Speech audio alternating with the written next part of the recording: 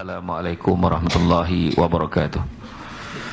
Alhamdulillahillazi arsala rasulahu bil huda wa dinil haqqi liyuzhirahu ala dini kullihi wal karihal kafirun wal karihal musyrikun wal karihal muslimun. Subhanaka la ilma lana illa ma 'allamtana innaka antal alimul hakim. Rabbi syrah li sadri wa yassir li amri wahlul 'uqdatam min lisani yafqahu qawli. Terima kasih saya ucapkan kepada saudara pengurusi acara dan juga Al-Fadil yang membaca doa sebentar tadi, Tuan Haji Khair Nadirun. Sifu boleh, semua boleh, senior boleh, semua boleh kan? Dalam debat saya dulu, dia saksi lah. Dulu tengok saya daripada memula debat sampailah saya grad, jadi dia saksi saya Samsul debat. Kan? Jadi dia antara hakim-hakim legend lah kata kan dalam debat. Dia je yang saya sempat apa tadi, Tuan Amran tadi itu saya ingat nama yang lain tak, sebab pernah barisan div kehormat lah ya. Dia lagi div kehormat tu lagi lain tanggungjawab dia. Senang je nak tengok orang yang tanggungjawab dia besar daripada kita, jadi kita jangan nak komplain banyak. Senang je nak tengok dia punya tanggungjawab lagi besar daripada kita, iaitu kursi dia lain daripada orang. Senang ada dia lain kan.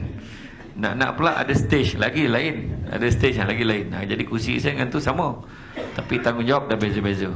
Bayangkanlah lagi besar tanggungjawabnya duduk kat kursi kan, yang kursi yang lain tu. Jadi hari ni tajuk kita etika dan akhlak, akhlak dalam pekerjaan kan. Jadi saya paling seronok datang sinilah.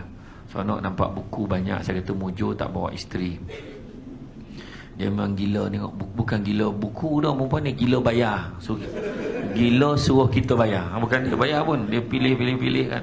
Ni baik ni untuk ni bang, ni buku ni bagus yang tu kan. Jadi mana tu pun etika tu sebenarnya. Kena faham. Orang lelaki memang ditakdirkan pada dulu sampai sekarang. Kita, peranan kita dalam rumah tangga dah ditetapkan. Kalau kita bergaduh dengan isteri kita, saya macam-macam dah yang abang buat kan. Perempuan pun cakap, dah macam-macam dah yang sayang buat kan. Yang sayang buat tu semua pengorbanan, kena faham. Suami tak boleh sebut macam tu, abang macam-macam abang buat, itu tanggungjawab. Dia macam tu. Perbezaan dia lah, perbezaan dia kan. Jadi macam bos marah kita kan, sebab dua semua tanggungjawab, tetapi tanggungjawab bos beza kan. Korang tak tahu macam mana rasa kena marah dengan menteri. Kau tak tahu, kau kena marah dengan bos tu baru 1/8 daripada sistem marah tu. Yang dia orang kena pula 10/8 pecahan tak wajar. Punya toruk kena marah kan. Jadi itu saya jumpa kawan saya, itu seorang kawan saya, dia jadi setiasa sulit. Pegawai khas untuk seorang raja ni lah, dalam Malaysia ni. Borak dengan dia kata, ya Allah, orang biasa marah kita faham, kita kena marah. Rupa baru dia faham bila raja marah ni lain. Dia macam tak tahu, barulah aku faham apa orang sebut daulat-daulat ni. Dia kata kita punya perasaan rasa lain, macam nak kena panah peti apa semua dia kata macam tu lah. Macam tu kan. Macam orang lelaki kan, orang lelaki marah isteri, orang perempuan tak ada apa, paling kuat dia nangis sampai hati apa buat dia macam tu ya. Dia macam tu. Tapi orang perempuan marah lelaki sikit dia, rumah dah berakhir hidup ni rasanya. Tu sebab orang lelaki paling takut orang perempuan marah tu. Tu kena faham kan. Jadi itulah, jadi peranan orang lelaki dalam rumah tu dia kan. Bab-bab tu sebab kalau orang lelaki dia tak boleh komplain perempuan. Kenapa dia nak dinding color ni langsir macam ni, sofa macam ni. Dia ada hak untuk itu sebab dia paling lama menetap dalam rumah tu. Orang lelaki ajak keluar, ajak mesyuarat. Tahulah kan orang penting ITPM kan, dia orang penting tu banyak benda. Kejap-kejap keluar buku tu macam sibuk. Jadi mana balik rumah pun sekadar nak tidur je, kena tak perasan pun wallpaper dah tukar 5 kali tukar. Jadi orang lelaki memang tang bayar atau orang lelaki kan. Jadi kena terima hakikat. Jadi balik pada tajuk kita kan, tajuk kita bekerja. Sebab satu perkara saya selalu bagi gambaran pada semua, kita kena fikir satu nikmat yang Allah Ta'ala bagi kat kita, bekerja lah. Kadang orang cakap kan, bestnya kalau cuti kan. Tak ada. Cuba tengok orang yang cuti, kadang dia menyesal dia cuti. Kenapalah ke cuti? Tahu kalau macam ni baik kerja je daripada bergaduh dengan suami isteri. Cuti tapi tak pergi mana-mana, bini marahnya tu. Cuti tak pergi mana-mana, apa cuti? Orang perempuan berhak cakap macam tu sebab dia, orang lelaki kena jaga hati dia kan. Seorang lelaki, okeylah nak pergi mana tu, kena cakap je lah gimana. Kisahlah mana. Tapi dia takkan berhentikan. Tak kisahlah mana, tak berhenti kat situ. Dia ada sambungan dia. Tak kisahlah mana. IKEA ke. Dia ada kamar. Saya ingat kena bawa buku lah yang tu. Kena bawa buku. Jadi maknanya sistem. Jadi maknanya orang yang bercuti kadang, kenapa aku tak kerja? Itu sebab saya sebut kepada semua staf, mana-mana tempat saya pergi, ingatlah wahai pekerja-pekerja sekalian, cuti itu bukan satu hak, tetapi keistimewaan. Kalau bos bagi, cutilah kita. Kalau bos tak bagi, jangan cuti. Itu je. Tak payah nak mungut-mungut. Memang tu hak bos kita nak bagi cuti, tak nak bagi cuti. Kalau dia tak ada hak, kalau bos kita tak ada hak nak bagi cuti, tak bagi cuti, kenapa kita minta kat dia? Kan? Bos, nak tak cuti bos, boleh tak bos ni? Siapa yang ada ke dalam ayat Quran beritahu kalau kita minta maka wajib bagi? Tak ada. Tak ada pun, tak ada pun, kecuali dalam keadaan-keadaan emergency. Kan, memang ada bos yang macam tu kan, emergency pun tak bagi, ada. Tapi tu tak berlaku kat sini lah, ni kat Afrika kan, macam tu lah. Kan, minta cuti, bos tak bagi. Sebab bos ada hak. Biasalah staff-staff ni dah tahu dah trik, bawa file banyak macam ni. Bawah tu barang cuti, bawah sekali. Dia cerita ni, bos ni, okey, ni, okey. Tapi ni macam ni, okey, yang ni bincang berian, okey. Bos, ya Allah bos, bau perasan bos, yang ni satu bos. Dia sebenarnya bawah tu yang file tadi tak ada apa. Semua orang kata macam mengesampingkan tumpuan bos kan. Jadi bos nampak kita macam tak beraya sangat nak cuti. Macam tu kan. Macam tu akhirnya. Sekarang nak mula kan. Tak lama lagi nak cuti. Apa cuti yang paling ni, yang cuti lama yang dah orang fikir sekarang ni? Cuti apa? Kan betul saya cakap, betul tak? Saya dah cakap betul. Saya saja dia invite tengok, dia yang jawab. Gaya haji. Dah cakap dah. Kan dah fikir kenduri mana kan. Kita tahun ni telajak raya kan. Jamuan raya masih ada lagi. Kan walaupun dah habis Syawal masih buat lagi kan. Nak pula dia akan sambung dengan raya haji. Tahun ni memang meriah lah. Dia bersambung tu sampai raya haji. Tahun ni dia tak jamuan raya kat dia kata kan, pra raya haji dia kata kan. Yalah, jadi mana kata dari segi kita ni bersyukur satu perkara, dalam kita duduk kat sini dengar ceramah ni bermakna apa? Kita adalah pekerja. Kita adalah pekerja dan kita ada kerja. Sedangkan kat luar sana berapa ramai orang yang tengah naik motor, pandang sana pandang sini, ada yang jalan turun bas kulu kilik memikirkan nak kerja apa tau. Fikir nak kerja apa sebab kerja tak ada. Untuk dia belum ada rezeki nak bekerja. Kita pula yang dah ada kerja tengah mikir macam mana cara tak kerja. Macam mana cara untuk mengular kerja. Saya dah cek tempat lain lah, tempat lain bukan sini lah. Tu sebab saya buat kalau buat game team building tu kan, saya buat untuk grup Mahkamah KL sampai 5 grup saya buat tahun 2015 2014 macam tu. 5 grup. Bila kita buat grup kan, ada kan 3 hari 2 malam biasalah, lepas ice breaking dalam kelas, ada game-game. Sampai hari yang ketiga kita buat outdoor tau, outdoor. So outdoor ni banyak checkpoint ikut grup masing-masing dah dipecahkan lah ni kan. Termasuklah satu checkpoint tu saya buat permainan damula. Baru saya faham orang tua main damula teruk pun. Dia main damula kan, penuh perasaan, menjerit dia kalau kena ular tu. Kalau ular pula, dia kata, tunggu dia kata kan. Tapi tak ada siapa pun memikirkan kenapa orang dulu buat permainan game damula tu. Tak ada orang fikir. Rupanya game damula tu ada kena-mengena dengan kehidupan kita. Ada kena-mengena dengan career kita. Ada orang baru kerja tak berapa tahun dah naik tangga. Kan? Tengok ada orang tu main ni jajak tangga lah, sedap betul, nasib dia baik betul, tangga. Seorang tangga lagi. Yang seorang tu kejap-kejap ular.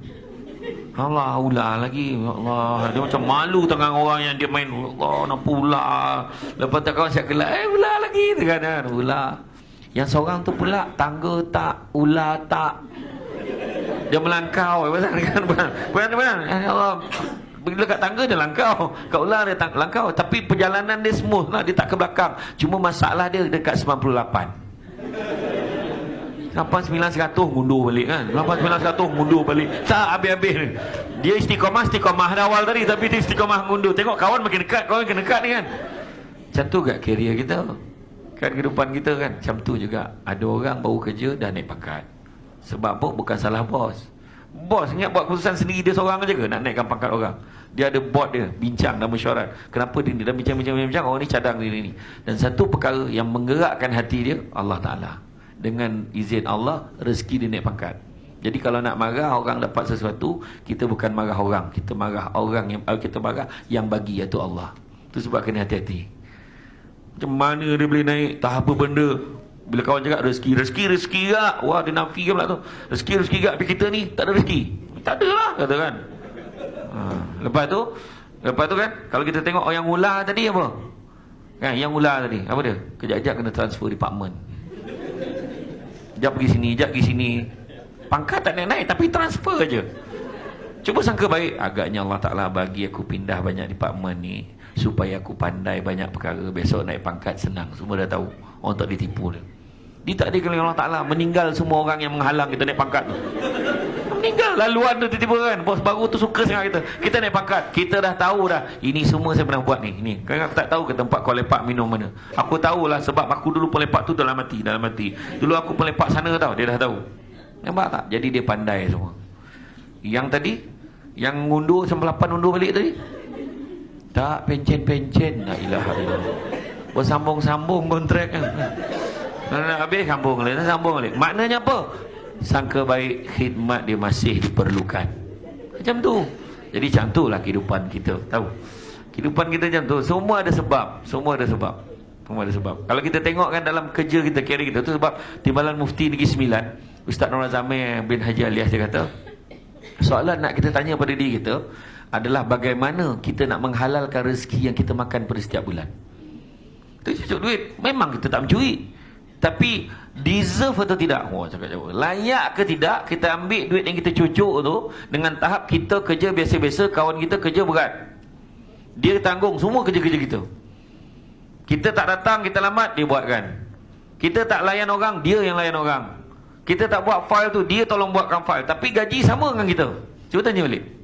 Contoh, kerjanya MC, jap cuti, MC cuti. Asal meninggal cuti.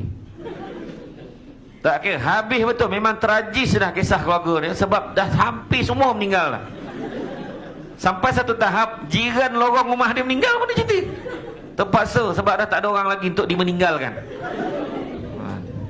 Betul keadaan ni. Benda ni berlaku kat semua tempat. Saya dah suruh dia orang belajar dengan staf ITBM ni macam mana cara untuk kontrol benda tu.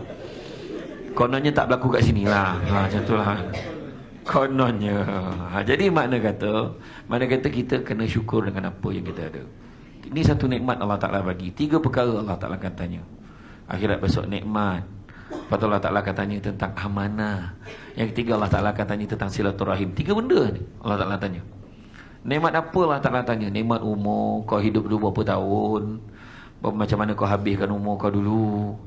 Yang kedua nikmat apa? Nikmat muda dulu habiskan ke mana? Oh dulu banyak enjoy kan. Ada tak kau datang majlis ilmu? Ada. Kalau ada penceramah datang kat TBM tu, datanglah dengar. Tapi tu pun duduk belakang-belakang. Ni contoh tau, bukan orang sini, tempat lain. Kan ada lah yang terasa kan. Dia biasanya kalau datang seminar khusus macam ni, yang duduk depan biasanya yang datang lambat. Biasanya macam tu kan, yang datang awal dia booking yang belakang-belakang kan. Kalau dia jarang lah, orang kita ni, orang Malaysia ni jarang masuk bilik dewan tu, dia tengok tempat kosong, jarang. Dia akan tengok muka dia kenal. Dia suruh booking tempat dia kan. Itulah. Pergi minum macam tu, pergi minum kan, geng muka yang sama lah tiap-tiap tahun. Tu kan, muka yang sama, halakah yang sama, geng minum. Ketua kumpulan tu adalah orang yang bawa kita. Dia akan decide kat mana minum hari ni. Dia akan decide. Dia tak ada satu tempat best kan, satu tempat best tu. Wah, cara gelak pun betul lah tu. Betul tu. Kan. Memang dia akan decide. Lepas tu tak bercampur dengan yang lain. Nampak tak? Okay, nikmat umat muda. Yang ketiga nikmat apa Allah Ta'ala tanya? Nikmat harta. Kemana duit kita belanja? Mana kita dapat duit? Mana kita dapat harta tu? Kemana kita belanjakan harta tu? Duit gaji kita deserve atau tidak? Kemana kita belanjakan duit kita pun ditanya. Jangan cakap ni duit kita, so atas kita. Tak. Beli kereta sampai 10 biji contoh kan? Ataupun dia jap tukar sport rim, untuk benda yang tak perlu. Allah Ta'ala akan tanya. Kenapa kita ambilkan duit tu sampaikan untuk benda lain? Tak ada. Kau sedekah tak? Tak sedekah. Kenapa? Duit tak ada. Cek balik, duit ada tapi belanja untuk benda lain. Allah Ta'ala tanya. Beli tudung sampai 20 rak macam nak meniaga kan? Siap letak label sendiri. Minah ada. Contoh tau, contoh. Ada ke nama Minah sini? Aminah tak ada Ada. Contoh lah dia buat. Kan sekarang boleh tempah logo tu, label tu, Aminah kan. So, saya tudung ni semua Aminah. Wah, cantik tu tudung kau kan. Tentu kan. Tak ada. Allah Ta'ala akan tanya berbelanja untuk apa. Handphone berapa kali tukar. Macam saya tak adalah, tak terkejar dah. Dulu jap tukar. Dulu lah zaman mula-mula kerja dulu kan. Seronok asal gadget, handphone baru keluar kan. Mula kena sawan bab 1. Nak tukar. Babi lah payah sangat faham. Bab 1 tak faham. Dia tanya bab 1 apa bab 1 tu. Orang puas lah nak jaga bahasa kat institut terjemahan. Muka ni aduhai. Payah tu. Kalau tak faham buat muka biasa, jangan tak nampak sangat. Jangan. Nanti orang tahu. Tanya cik, kita belajar dalam debate ni kalau tak faham buat faham. Macam tu ya kan. Jangan nampak kelemahan kita tau. Ni orang perempuan memang tanya, kenapa tu kan. Macam orang tanya dalam, orang perempuan tanya dalam Facebook lah, kenapa nama bapak dia debat.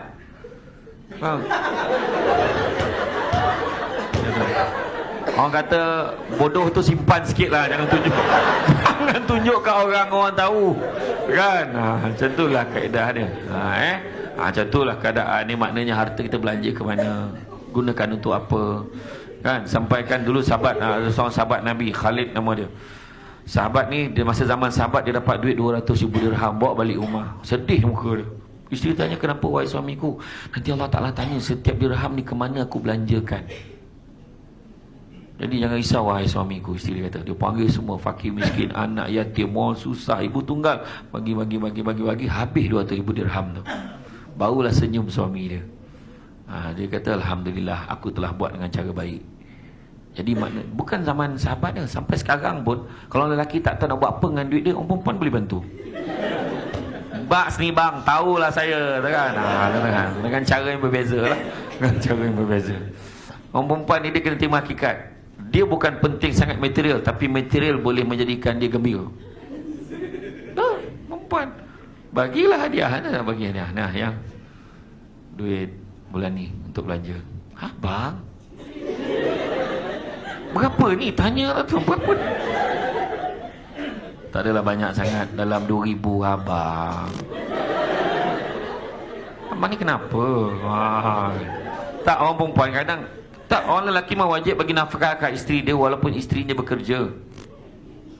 Betul. Balikkan ni lah poin dia bawa. Tadi dengar ceramah lah kan.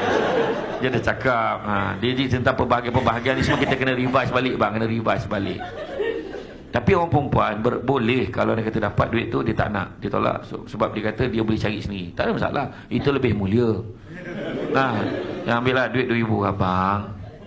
Ni 2,000 ni saya tak nak, abang ambil, simpan untuk keluarga kita. Yang penting abang setia. Okey. Yang ni saya tak nak. Abang, duit ni abang ambil balik. Orang lelaki jangan risau, itu tak akan berlaku. Kau bagi memang dia sapu kan. Nah, yang duit bulan ni 2,000, zap tahu tak apa tu kan. Tapi memang tanggungjawab pun bagi. Dia nafkah ni paling basic nafkah ni kan. Kita bagi makanan yang mana isteri tu makan yang memungkinkan dia boleh hidup lagi esok. Itu basic nafkah. Betul, bagi makan tu. Sebab kalau kita pergi makan dekat kedai mamak ke malam, tengah-tengah malam, bukan tanya yang nak buku apa-apa tak. Salah soalan tu. Yang nak makan apa, cakap aja, sekarang abang beli. Alah, tak lapar pun. Jangan percaya. Kau beli aja satu bawa balik. Sebab biasa sampai rumah, bang, tiba lapar pula. Tu perangai dia sampai rumah. Tiba iklim tu berubah tiba-tiba. Sebab perempuan dia bolak-balik dalam kepala dia. Lapar tak. Macam tu. Jadi betul. Tapi nafkah tu bawa balik. Dah abang dah beli dah tadi. Abang agak-agak memang lapar. Abang dah bungkus dah nasi dengan yang gorengan ni. Kena, wajib beli. Sebab apa? Tu malam tu kita kebetulan memang sepanjang malam keluar. Kita belikan makanan untuk dia. Abang faham tu. Kemudian yang ke berapa dah terlupa dah tadi. Itu dari segi harta kita. Dan yang keempat, Allah Ta'ala akan tanya tentang nikmat ilmu. Ilmu yang kita ada, kita share tak dengan orang. Yang kemudian yang kedua, kita amalkan ataupun tidak. Dah tahu rasuah tu tak boleh. Bila rasuah tu tak boleh, tapi kita dah tahu ilmu tu. Tapi dekat luar kita tetap terima rasuah contoh. Jadi benda tu dah tak mengamalkan ilmu yang kita ada. Tu yang pertama, nikmat. Yang kedua, Allah Ta'ala akan tanya tentang tugas kita, tentang apa juga berkaitan dengan amanah. Dalam satu hadis Nabi sebut, la imana liman la amanata lahu wala dina liman la ahda lahu. Tidak beriman orang yang tidak menjaga amanahnya, dan tidak beragama orang yang tidak melaksanakan janjinya. Jadi dari segi amanah ni benda berat. Daripada sebesar-besar amanah sampailah sekecil-kecil amanah, tetap amanah Allah Ta'ala akan tanya. Masuk pejabat, bawa anak hujung minggu, tak ada apa kan, tak ada orang nak jaga anak, duduk situ dan diam. Ambil kertas satu, conteng-conteng tau, pen. Kertas pejabat punya, pen pejabat punya, amanah dah tak ada. Nampak kecil, tapi daripada situlah bermulanya membawa pada benda-benda besar. Tak ada. Kalau kita betul-betul nak bagi anak tu, bawa daripada rumah. Benda-benda yang kita memang ada kat rumah, bagi. Yang ni barang-barang dia nak conteng, dia nak baca, dia nak apa tu bagi. Jangan kita salah guna. Kadang-kadang benda-benda tu, benda kecil nampak amanah lah. Dekat masyarakat kita pun cuba tengok. Engkau aku tengok relax, kau kan AJK ke? Aku AJK biasa-biasanya. Kenapa istilah AJK biasa-biasa? AJK ahli jawatan kuasa yang nak menggerakkan program-program, menggerakkan aktiviti. Makna dia pun ada amanah. Macam mana kau boleh cakap kau tak ada kerja sebab kau AJK biasa-biasa? Kalau dah tahu pada awal tak boleh, lepaskan jawatan, bagi ke online. Jawatan nak, tanggungjawab tak nak. Kan, kalau ikut contoh kerja kan, siapa kerja jadi kerani, pembantu takbir, dia balik pukul 5. Jadi balik kau jadualnya 5.30. 5.30 balik. Ketua pada kerani tu mungkin balik dalam pukul 6.30. Kemudian penyelia kan, mungkin dalam penolong pegawai, dia akan balik pukul 8 malam. Ketua pada penyelia tadi, itu pegawai kanan, mungkin balik dalam pukul 10 malam. Eksekutif memang dalam pukul 11, 12 macam tu. Nombor satu siapa? Nombor satu siapa kat sini? Tak, pangkat dia lah, bukan orangnya. Pangkatnya apa? CEO kira memang tidur sini terus lah, tak balik macam tu. Tak, maksud bukan saya suruh buat macam tu, tapi maknanya dia datang dengan tanggungjawab. Makna tanggungjawab dia besar. Maknanya kita kena fikir, lagi tinggi jawatan kita, nak naik pangkat, tapi kerja tak nak. Macam mana? Kita minta lah aku naik pangkat. Lepas tu mungun, banyak kerja, attention tu sekarang. Dulu pun tak macam ni. Dah kau nak sangat naik pangkat. Kawan-kawan relax kawan-kawan, yelah dah sombong sekarang, nak minum dengan kita tak nak, naik pangkat ni kan?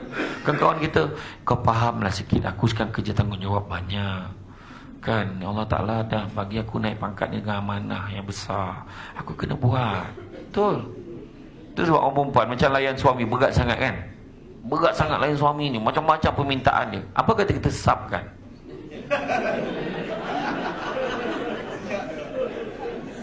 Ada yang tak faham orang lelaki cepat faham dia. Tak ada, kita abaikanlah, kita abaikan. Contoh. Tak, maksudnya tu sebabnya saya nak tanya orang perempuan, kalau kita belum ada anak kan, suami isteri, suami kena sayang isteri 100%, isteri sayang suami 100%. Tapi bila dah ada anak, orang perempuan jawablah. Jawab. Dia pun terperanjat tau kena tanya soalan macam tu. Sebab orang lelaki dia tak payah tanyalah, orang lelaki memang sama, dia pun tak pasti hidup dia. Dia macam terserah lah macam tu kan. Janganlah. Tak, orang perempuan ni yang boleh merencanakan ni. Saya nak tanya, berapa persen pembahagian tu? Sebelum saya tunjuk, baik kau jawab. Berapa persen nak pembahagian? Kata. Dia ada yang nombor lagi tak boleh. Ada yang kira 60 tak boleh, lebih sangat tu jap. 55 45 okey kot kan. Tak, jawapan yang paling tepat, jangan dibahagi-bahagikan. Tak boleh bahagi. Layan suami 100%, layan suami, layan anak pun 100%. Anak jangan, kadang-kadang kita layan suami, bang ni anak datang, diamlah, kau tak nampak kita cakap dengan ayah kau. Itu bukan cara dia. Siap sekejap je bagi anak faham. Kejap bang tadi ni okey bang okey nak macam ni apa macam tu. Maknanya jangan kita apa, maknanya dua-dua nak kena layan. Suami pun macam tu, orang balik kerja tahu penat sangat kan, daripada TBM ni muka penat-penat, saya tengok yang datang masuk orang muka penat kan. Yelah, lift 3 lift kan, tengok lift tadi muka stres depan lift kan. Dah lah, dia tunggu lama, tiba-tiba Samsul Debat tu masuk kan. Orang cakap bagi Samsul Debat naik dulu, ada yang cakap macam tu kan, betul kan, macam tu dengan naik sama kan. Jadi makna kata kita kena terima keadaan itu, dan keadaan balik rumah ada hak-hak yang perlu kita sempurnakan. Dekat pejabat ada hak kita, dekat rumah pun ada hak. Amanah anak tu bukan untuk kena marah. Kita dulu balik, ya apa hal lagi ayah kita dulu macam tu.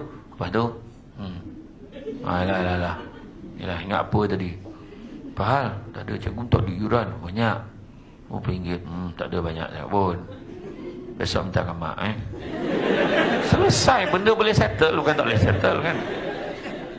Jadi tu amanah. Ini anak kan, kalau jangan bising boleh tu, tak penat sekarang ni, aduh tepi lah, marah anak, tak pernah fikir pun kan.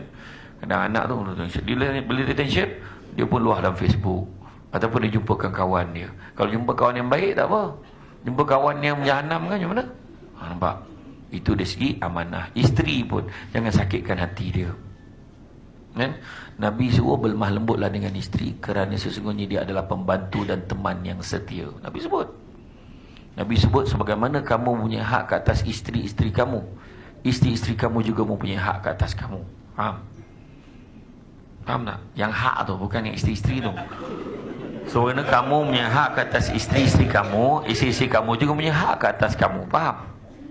Kalau faham mangguk. Faham? Jawab faham. Alhamdulillah. Yang hak tu tadi, bukannya yang tu. Maksud isteri-isteri itu adalah ramai lelaki, ramailah perempuan tu. Faham? Okey, cover. Okey. Jadi mana kata tu amanah, Allah Taala akan tanya. Kita kerja pagi sampai pukul 5.30. Masuk ke 8.30 sampai ke 5.30. Sejauh mana kita bekerja? Yang banyak rehat minum. Pukul 9 minum. Kan minum pukul 10.30. Pukul 10.30 sampai dekat lobi, terjumpa lah orang kampung. Ya Allah, kau kerja sini ke? Dia nak beli buku. Lama dah. Jom lagi minum. Ya aku lepas dengan ngada lah, kau pergi minum dekat Diamo kan, minum kat Diamo, minum kan, minum. Lama lepas tu pukul 12, dekat 12 baru balik. Punya seronok bercerita. Kebetulan bos tak ada sampai ke 12. Ya Allah, tak boleh keluar lewat hari ni, jam ni, kena jemput anak balik sekolah pula. Keluar jemput anak balik sekolah. Pukul 2 tak masuk lagi.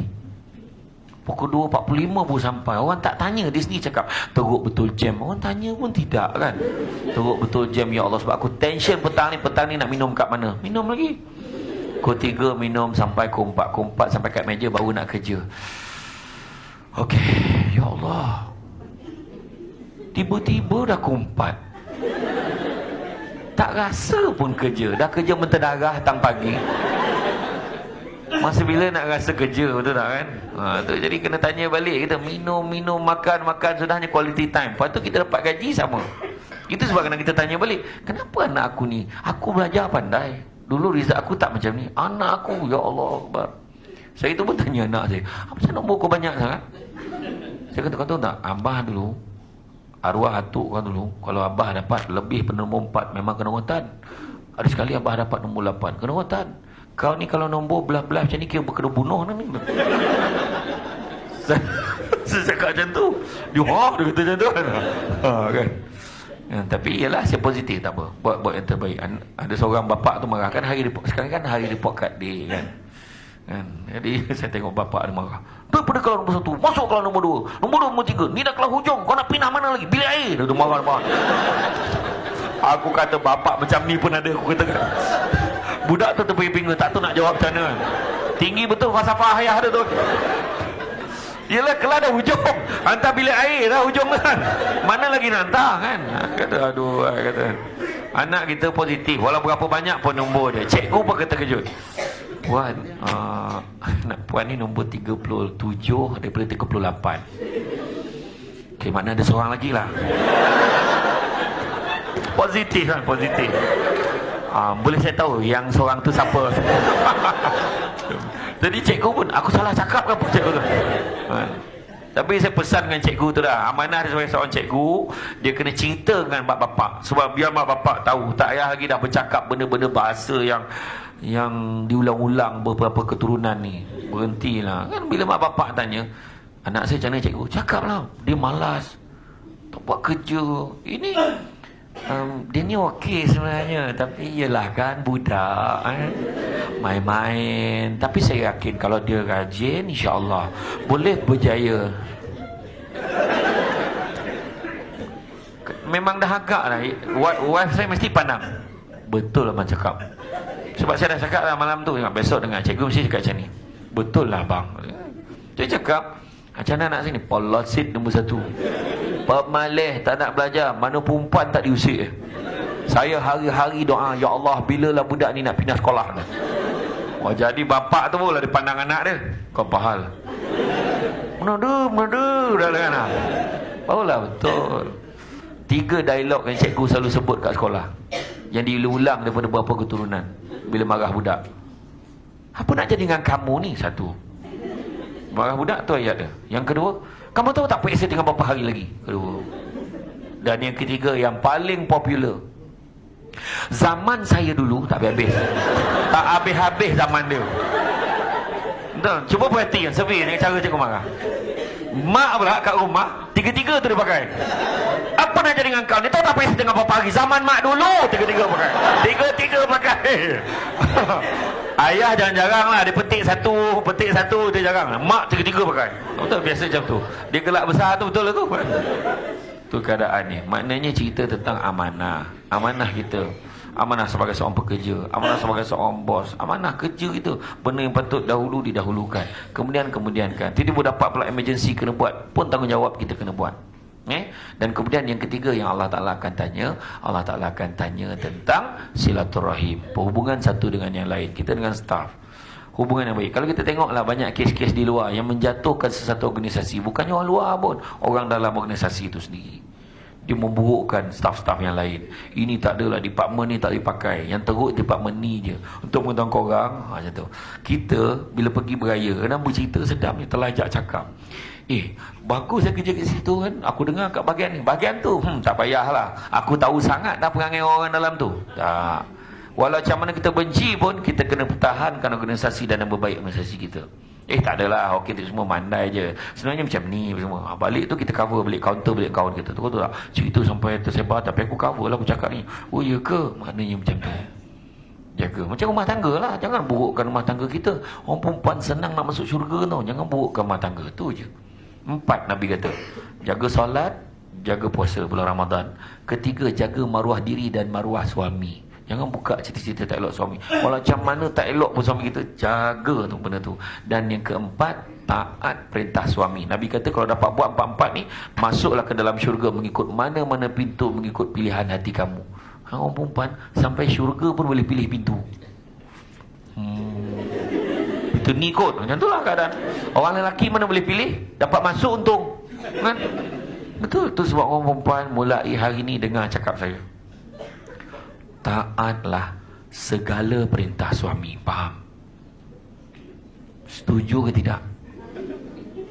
Ada jawab tak tu. Dia bagi hadis tadi tu, nak tunjuk dogi tak dogi yang perempuan. Taatlah segala perintah suami. Setuju?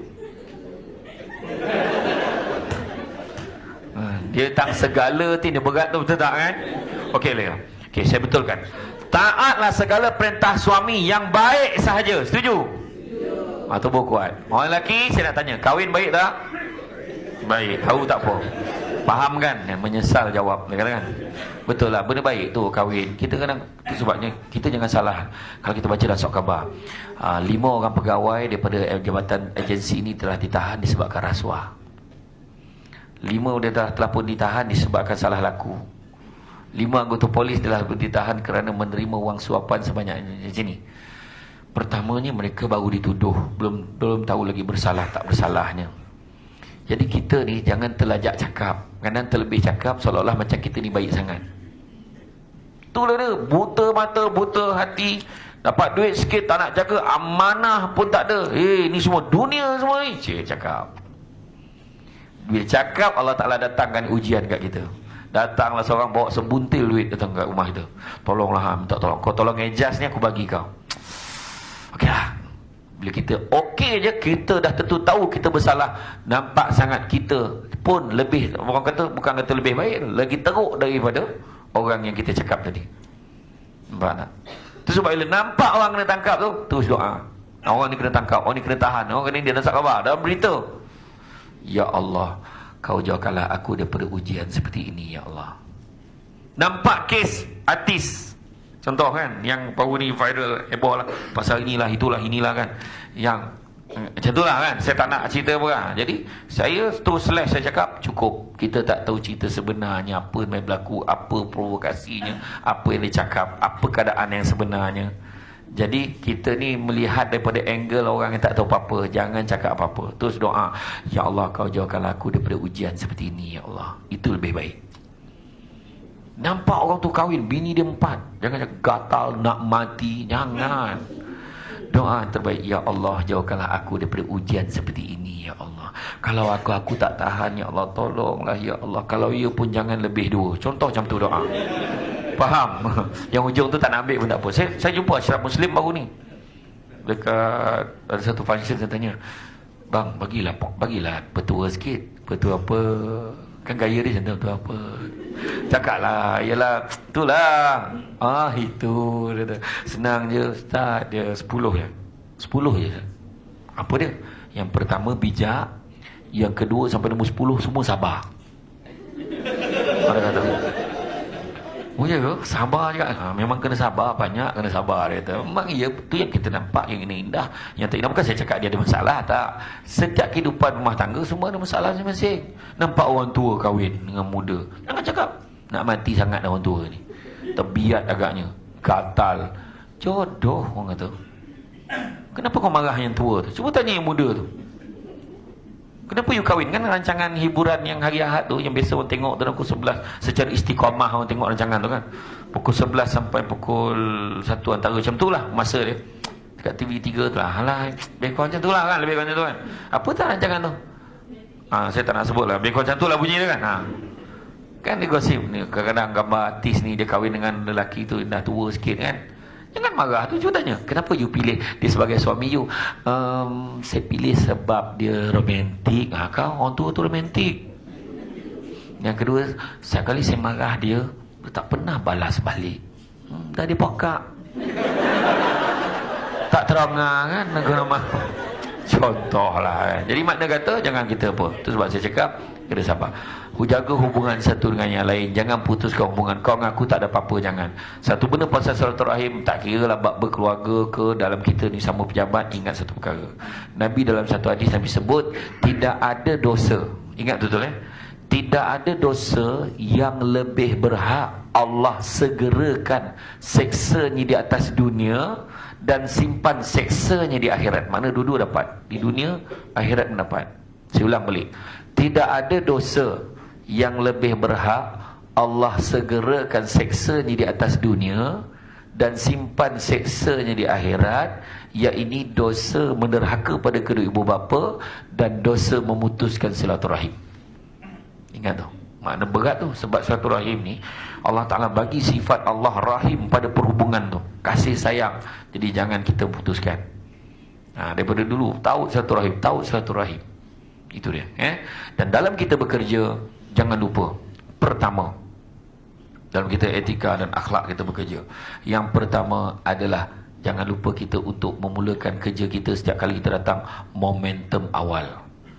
Bekerja momentum mesti awal. Tak ada dia masuk ke 8.30, perbincangan dulu. Macam mana malam tadi? Kau tengok tak drama malam tadi? Membincangkan episod drama malam tadi. Gemar betul dia tengok cerita apa tu, hero apa? Hero Ala Fatah Amin tu lah apa? Apa? Hero Cinderella apa? Oh, hero seorang Cinderella. Jadi dia macam ni, seorang. Tak apa kenapa. Hero seorang Cinderella kan. Suka tengok Fatah Amin tu. Kan suka tengok. Macam tu kan cakap dengan ada romantik macam tu kan. Dia marah Fazura. Tapi Fazura tu tengok biasa je, tapi tak tahulah pandangan dia terhadap saya kan. Kaedah kalau dia dengan macam akulah kan.